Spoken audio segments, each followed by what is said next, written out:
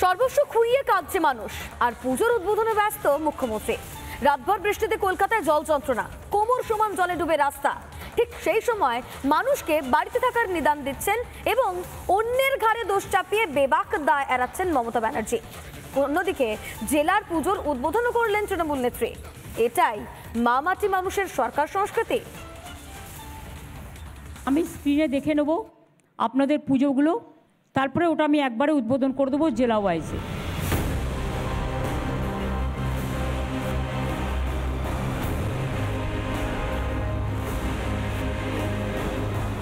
পুজোর মুখে জলের তলায় শহর কলকাতা, রাস্তা যেন নদী, ভাসছে হাসপাতালও।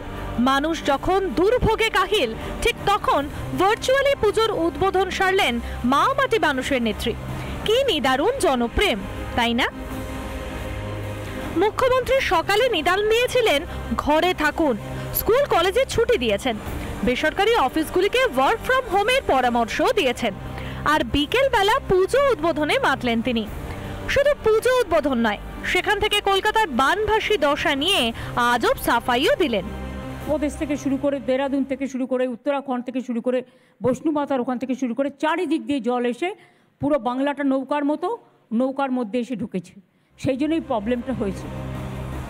ডাহা ফেল মারা নিকাশি ব্যবস্থার মুখ বাঁচাতে ফের একবার ফারাক্কা ব্যারেজ, ডিভিসিকে ঢাল করলেন মমতা। ড্রেজিং কেন হয়নি? ফরাক্কার জল তো বাংলাদেশকে দিয়েছিলেন, তারপরে তো ড্রেজিং করার কথা ছিল, কেন করেননি? পলিমাটি জমে গিয়ে সেই জলটা আমাদের এখানে চলে আসছে, বিহার ইউপির জলটা ফরাক্কায় আসছে, ফরাক্কা থেকে আমাদের গঙ্গায় আসছে। তা গঙ্গা যদি জল ধারণ ক্ষমতা কমে যায় এবং জলে জলে প্লাবিত হয়, তাহলে কলকাতার জলটা যে আমরা ফেলবো, কোথায় ফেলবো? মমতা ব্যানার্জির দাবি, আর বাস্তবের ফারাক কতটা? যে বৃষ্টি হলো কলকাতায়, জল জমছে কলকাতায়, ফলে এখানে হঠাৎ করে ঝাড়খণ্ড, ডিভিসি, উত্তরপ্রদেশ এদেরকে ডেকে আনার কোনো মানে হয় না। ব্লেম গেমটাই হচ্ছে আমাদের রাজ্যে অত্যন্ত মারাত্মক। অর্থাৎ যে কারণে তারা আত্মসমীক্ষা করতে চান না যে আসলে গত প্রায় 1 দশক ধরে এই পুরসভায় সেই হিসাবে পরিকল্পিত কোনো পরিকাঠামো নির্মাণের কাজ হয়নি।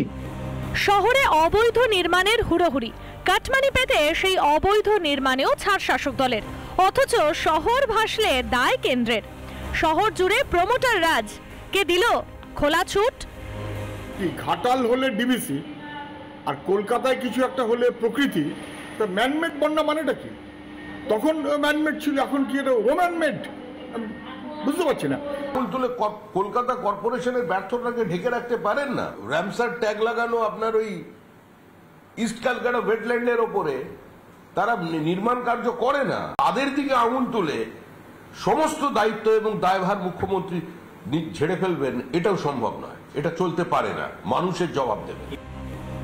এ রাজ্যে গরু পাচার হলে দোষ বিএসএফ এর, চুরি করে দলের লোকেরা জেলে গেলে দোষ বিজেপির, প্রতিহিংসার রাজনীতি করতে নাকি ইডি সিবিআই ধরে তৃণমূল নেতাদের, বেহাল নিকাশির জন্য এ রাজ্য ভাসে তার দোষও বিজেপির। এত ভোগান্তি, এত হয়রানির পর কোনো জবাব আছে নাকি মাননীয়া? রিপাবলিক বাংলা। নানা ধরনের কন্টেন্ট দেখার জন্য লাইক করুন, শেয়ার করুন আমাদের ফেসবুক পেজ, সাবস্ক্রাইব করুন আমাদের ইউটিউব চ্যানেল।